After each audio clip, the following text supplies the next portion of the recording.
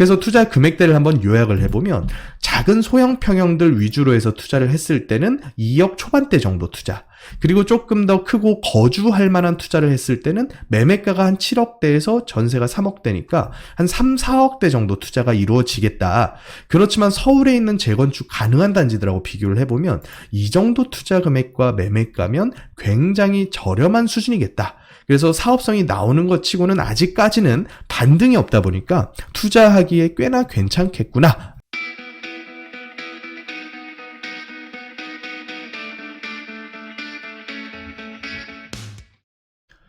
안녕하세요. 부동산 해결사 솔로몬입니다. 자, 오늘은 서울 및 수도권 지역에서 재건축 투자하시려는 분들이 아마도 가장 저렴하게 투자하실 수 있는 지역이 아닐까 싶습니다. 광명시 하안동에 위치한 주공 아파트들인데요. 오늘은 광명 하안동 재건축 사업성에 대해서 분석을 좀 해보려고 합니다. 자, 최근에 철산동 일대의 주공 아파트들과 그리고 광명 뉴타운 재개발 구역들이 거의 대부분 다 완료 단계에 가까워지면서 이제 광명시의 아파트 값들이 전반적으로 큰 폭으로 끌어올려졌습니다. 거기다가 최근에는 고분양가 논란에 휩싸일 정도로 광명 뉴타운 일대의 분양가가 굉장히 높은 가격을 자랑을 하는데, 하안동 같은 경우는 입지적으로는 이런 지역들보다 조금은 떨어지는 측면이 좀 있기 때문에 가격적으로는 굉장히 얌전한 편입니다. 또 작년에 굉장한 호재가 있었죠. 노후계획도시 특별법이 발의가 됐는데 하안동 일대 주공 아파트들이 그 계획 범위 안에 포함이 되었습니다. 그래서 재건축 훈풍이 불면서 최근에는 모든 단지들이 예비안전 진단 통과를 했고요. 또 지구 단위 계획안 수립이 한 8월 달쯤에 발표가 됐었는데 상한 용적률을 무려 320%까지 허용해 준다는 소식이 나왔습니다. 그런데 주민들은 360%까지 허용을 해달라 이런 요구를 하고 계시는데, 어쨌든 여태까지 나온 이런 계획들로 미루어 봤을 때 얼마만큼의 사업성을 보일지, 또 투자자 입장에서 얼마나 매력적일지 오늘 분석을 통해서 한번 세부적으로 뜯어보려고 합니다. 자, 하안동 재건축 단지들 입지 분석부터 한번 해보겠습니다. 광명시를 전반적으로 놓고 봤을 때 한 3군데에서 4군데 덩어리 정도로 크게 분류를 해볼 수가 있을 것 같아요. 일단은 광명 사거리역 일대에 위치해 있는 광명 뉴타운이 있는데 이제 대부분 다 완료 단계에 가까워지고 있죠. 저희 위에서부터 해서 이제 분양과 입주가 쭉 이어지고 있는 그런 지역인데, 최근에 84 타입 분양가가 거의 12억에 근접할 정도로 굉장히 높은 가격을 자랑을 하고 있습니다. 전형적으로 원래 비쌌던 동네는 이 철산역 위치죠. 철산역 로데오 거리 맞은편에 있는 푸르지오 하늘채라던가 레미안이라던가 이런 단지들이 가장 고가 단지를 형성을 하고 있었는데, 이제 신축들이 재건축 및 재개발로 하나씩 입주가 들어가면 이 지역들이 이제 가장 비싼 단지를 꿰차지 않을까 생각이 좀 듭니다. 또 한편으로 택지 개발 지구들이 굉장히 많은데요. 아무래도 서울과 연접한 지역의 특성상 신도시를 개발하기에 상당히 입지가 훌륭하죠. 그래서 여기 목감천 일대에 시흥 광명 신도시, 그리고 광명 KTX 역사항 인근에 있는 택지 개발 지구들, 이런 신축 규모의 아파트들이 들어가게 되면 전반적인 광명의 평균 아파트 값이 쭉 끌어올려지면서 하안동 재건축 사업성에도 굉장히 좋은 호재로 다가오지 않을까 하는 생각이 좀 들고요. 하안동 재건축 같은 경우에는 이제 연차가 34, 5년 차에 다다르는 꽤나 오래된 지역들입니다. 그래서 이번 노후계획도시 특별법의 범위 안에 포함이 되어서 이런 식으로 철산 주공들과 그리고 하안 주공 아파트 단지까지가 전체가 다 노후계획도시 특별법의 범주 안에 들어가 버렸죠. 그렇다 보니까 아무래도 용적률에 대한 인센티브를 더 기대해 볼 수 있지 않을까 생각이 좀 드는데, 한 가지 아쉬운 점은 아무래도 역과의 거리가 좀 있다. 지하철을 이용하려면 7호선 아니면 1호선, 또 이번에 새로 생길 신안산선까지 꽤나 거리가 있는 편이기 때문에 가격적으로는 이런 역세권 단지보다는 좀 떨어질 수밖에 없겠다. 자, 그래서 해당 한 재건축 단지들 안에 있는 그 특별 정비 예정 구역들 한번 분석을 해보면, 가장 먼저는 현대 1, 2단지를 꼽아볼 수가 있습니다. 현대 1, 2단지 같은 경우는 세대 규모는 좀 작은 편이고 또 용적률도 200%대 중반대까지 올라가 있기 때문에 재건축을 쉽사리 진행하기엔 조금 어렵겠다라는 생각이 일단 들고요. 또 한 5단지부터 쭉 한주공 83단지까지 전체 1단지부터 12단지가 민간 재건축 사업으로 진행이 될 예정이고, 한주공 13단지 여기만 영구임대 아파트입니다. 그래서 여기 같은 경우는 추후에 이제 통으로 택지를 매각을 해서 재건축을 진행할 가능성이 굉장히 큰 단지라고 보여집니다. 자, 어찌됐든 간에 우리가 투자할 수 있는 단지들은 현대 1, 2단지부터 한주공 1부터 12단지 해당 단지들이기 때문에 오늘은 이 단지들을 집중적으로 한번 분석을 해보려고 합니다. 자, 해당 단지들 현재 얼마만큼 용적률을 형성하고 있느냐, 이 부분이 재건축 사업성에서는 첫 번째로 확인해야 될 키포인트겠죠. 그래서 각 단지별로 제가 용적률을 쭉 한번 준비를 해왔는데, 앞서 설명드린 것처럼 하안, 현대, 광명, 현대 1, 2단지들은 용적률이 253%에서 267%까지, 그러니까 사실은 맥스 용적률에 거의 근접한 정도까지 현재 지어졌다라고 보여지고요. 나머지 이제 주공아파트들입니다. 주공 1단지부터 12단지까지가 170% 정도를 평균으로 형성이 되어 있고요. 또 조금 낮은 11단지, 12단지 같은 경우는 150%대의 용적률을 자랑을 하죠. 주공 6단지도 마찬가지고요. 그렇다 보니까 현재 서울에서 진행 중인 재건축 단지들에 비해서는 한 20에서 30%가량 용적률이 낮게 형성되어 있는 상황이고, 아직까지는 2종 일반 주거지역이지만 3종 일반 주거지역까지 종상향 이 약속된 만큼 아무래도 한 2배 가까운 분양분을 뽑아낼 수 있겠다라고 생각하시면 될 것 같습니다. 그래서 최근 발표된 이 도시관리계획 결정안 한번 보면요, 이제 영향평가서인데 요약문을 보면 2종에서 3종으로 특계구역을 지정을 해서 통합된 정비구역으로 통합 개발을 하겠다. 이제 분당 같은 지역에서 현재 벌써 통합재건축 동의서를 걷는 것처럼 이 지역 역시 2개씩의 단지들을 하나의 권역으로 묶어서 이런 식으로 진행을 하겠다 발표를 해놓은 상황이고, 또 이제 수변 공원 및 여러 가지 기반시설 확보를 통해서 종상향하게 되면 훨씬 더 높은 용적률을 적용을 해주겠다라고 발표를 했죠. 그래서 이런 식의 특계구역을 형성을 하고, 그래서 기사 나오는 것을 보면 250%가 현재의 법정 상한 용적률인데 이 부분을 300%까지 1차적으로 늘려준 뒤에 제로 에너지 건축물과 같은 추가적인 기부 체납을 통해서 최대 용적률을 320%까지 늘려주겠다. 그래서 이제 신도시급이 돼버리는 거죠. 세대 규모가 5천여 가구가 늘어나서 3만 가구가 넘는 대규모의 단지로 구성이 될 예정이고요. 또 기부 체납이 굉장히 중요한 부분인데, 보통 서울에서 진행하는 재건축 재개발 사업에서 종상향을 했을 경우에 20에서 25% 정도까지의 굉장히 높은 기부 체납을 요구를 받습니다.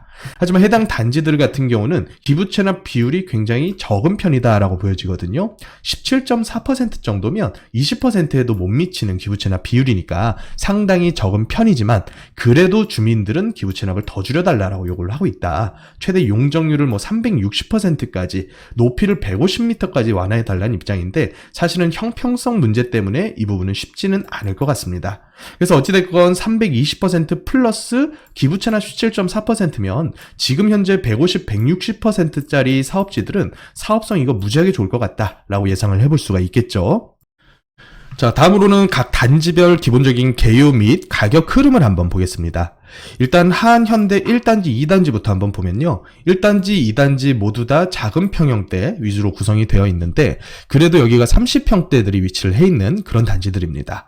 가격 흐름을 한번 보면 매매가 흐름이 한 7억대까지 치솟아 올라갔다가 이제 85제곱미터 같은 경우가 7억대까지 흘러갔고요. 53제곱미터짜리는 한 5억 언저리 정도 현재 형성이 되어 있다가 이번 가격 하락 시기에 꽤나 많이 조정된 측면이 좀 있습니다. 자, 85제곱미터짜리가 7억까지 올라갔다가 한 5억 중반대까지 현재 가격이 떨어지고, 대규모의 반등은 아직까진 이루어지고 있지 않은 것 같아요. 그러니까 반등의 온기가 아직 못 미친 동네 중에 하나다라고 보여지고요. 아무래도 여기는 용적률 자체가 높은 편이기 때문에 현재 형성되어 있는 지분가가 꽤 센 편입니다. 그러니까 지분이 너무 작기 때문에 그러겠죠. 그래서 재건축과는 조금 거리가 있어 보이는 단지이기는 하다라고 파악이 들고, 메인인 주공단지들을 한번 보면요, 현재 주공 1단지가 전용 37, 42, 50, 그러니까 굉장히 작은 평형대로 구성이 되어 있거든요. 현재 용적률이 170% 수준이고 평균 지분이 한 10평 남짓 정도가 나옵니다. 그래서 가격 흐름을 봤을 때 한 6억대까지 치고 올라갔다가 최근에 조정돼서 이제 가장 큰 면적인 전용 50제곱미터는 한 4억 중반대 정도, 그리고 가장 작은 면적인 전용 37짜리 투룸이겠죠. 매매가가 5억대 근접해서 형성됐다가 최근에는 한 3억 중반대. 그런데 이제 전세가가 형성되는 그 추이를 한번 보면 갭 투자 금액을 우리가 파악을 해볼 수가 있겠죠. 평균적인 전세가가 한 2억 정도에 머물고 있는데 평균 매매가가 한 4억대 정도. 그러니까 투자 금액으로 2억 남짓 정도 투자해서 재건축 투자할 수 있다라고 보시면 될 것 같아요. 굉장히 파격적이죠. 그래서 여기 같은 경우도 평균 지분이 10평 정도면 분당보다는 한참 못 미치는, 그러니까 분당 같은 경우는 20, 30평대 위주로 구성이 되었다면 광명 같은 경우는, 하안동 같은 경우는 한 10평형대 정도가 메인 평형대겠다라고 생각하시면 될 것 같아요. 자, 2단지도 한번 보면 2단지는 현재 평균 용적률이 한 176%, 이 전반적인 평균 용적률에서는 낮지는 않은 수치입니다. 그런데 평균 대지 지분이 11.3평입니다. 아무래도 평형 구성이 조금은 더 대형 위주로 구성이 되었다고 보시면 되겠죠. 그래서 평균 지분가로 봤을 때는 1단지와 비슷한 정도로 한 4천 초반대 정도, 그리고 평균 갭 투자 금액으로 봤을 때 현재 매매 물량이 한 5억대 정도면 전세가 한 2억 초반대 정도니까 여기도 3억을 넘지 않는 갭 투자 금액이 필요로 하겠다라고 여겨지고요. 자, 주공 3단지로 넘어갔을 때 용적률이 조금 더 낮아졌죠. 그러니까 사업성이 조금 더 높겠다라고 예상을 해볼 수는 있겠는데 여기는 소형 평수 위주로 구성이 되어 있습니다. 그래서 37, 42, 50짜리니까 거주하면서 투자하기에는 굉장히 작겠다라고 여겨지죠. 뭐 가장 높은, 가장 큰 전용 50제곱미터짜리를 봤을 때 투자 금액대가 맥시멈 한 3억대 정도, 3억 한 초반 정도 예상되지 않을까 생각이 좀 들고요. 자, 4단지를 한번 보면 여기는 용적률이 꽤 센 편입니다. 195%니까 재건축 사업성으로는 다른 단지보다 많이 떨어지겠다 여겨지고요. 평균 지분가는 여기도 비슷합니다. 한 4천 초반대 정도, 그리고 갭 투자 금액이 전세 2억 끼고서 한 2억, 4억 5천 정도 매매가니까 2억 중반에서 후반대 정도 투자 금액 들어가겠다 보여지고요. 자, 다음 주공 5단지 보면 평균 용적률이 192%, 꽤나 높은 수치죠. 그리고 대지 지분은 11.6평 정도니까 용적률이 높을수록 조금 더 넓은 평형 구성을 통해서 주택 공급을 했구나 라고 여길 수가 있겠죠. 여기 역시도 평균 지분가는 4천만 원 정도로 현재 수렴을 하고 있고요. 반등의 움직임이 그렇게 크지는 않죠. 가장 높은, 가장 넓은 평형대들 위주로만, 그러니까 최근에 이루어진 반등이 거주할 수 있는 주택 위주로만 반등이 이루어지다 보니까 아무래도 투자 목적의 작은 평형대는 반등이 작고, 조금은 거주할 만한 3룸 위주, 80B나 전용 한 59제곱미터 이런 주택들 위주로 해서만 반등이 좀 이루어졌다. 그래서 갭 투자 금액 같은 경우는 가장 큰 30평대 투자했을 때 전세를 한 3억 정도 끼고서 매매가가 한 6억대 정도니까 3억에서 3억 5천 정도 투자가 들어가겠다라고 파악을 해볼 수가 있겠죠. 자, 주공 6단지를 한번 봤을 때 용적률이 굉장히 낮습니다. 하지만 평형 구성이 아주 소형 위주로 구성이 돼 있죠. 그래서 오늘 살펴볼 하안 주공 단지들 특징들은 용적률이 높아야지 조금 더 넓은 평형 구성이 돼 있고, 용적률이 낮으면 너무나 소형 위주로 돼 있고, 그러니까 일장일단이 있는 단지들이다 라고 파악을 해볼 수가 있겠죠. 그래서 평균적인 매매가와 그리고 전세가 수준이 나머지 단지들이 거의 대부분 흡사하게 흘러갑니다.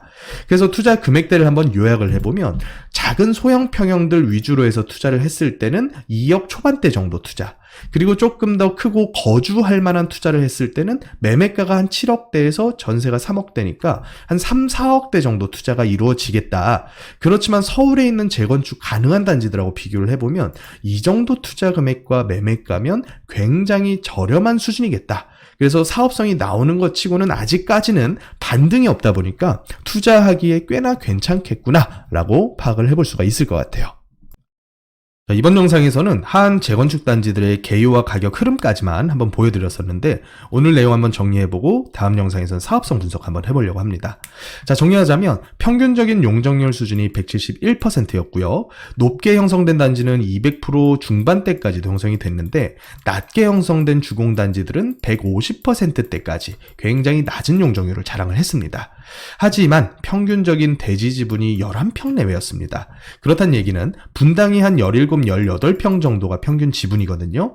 그러면 아무래도 소형 평형 위주로 구성이 많이 되다 보니까 사업성적으로는 장단, 일장일단이 있겠다라는 생각이 좀 듭니다. 단지 규모가 굉장히 큽니다. 그리고 이번에 발의된 노후계획도시 특별법의 적용 범주 안에 들어가는 지역이기 때문에 인센티브 용적률을 받기에는 굉장히 유리하다는 장점이 또 있겠죠. 하지만 10평형대 위주로 구성된 단지가 많고, 또 그렇다 보면 재건축 후에도 소형 평형, 요새 한 45에서 전용 52짜리 굉장히 좀 소형 위주로 구성하는 단지들이 많은데, 이런 형태로 구성하게 됐을 때는 나중에 지어놓은 이후에 가격 상승해서 중대형이 적절히 섞인 단지보다는 좀 제한적일 수밖에는 없겠다라는 생각이 좀 들고요. 또 한 가지의 장점이 또 있습니다.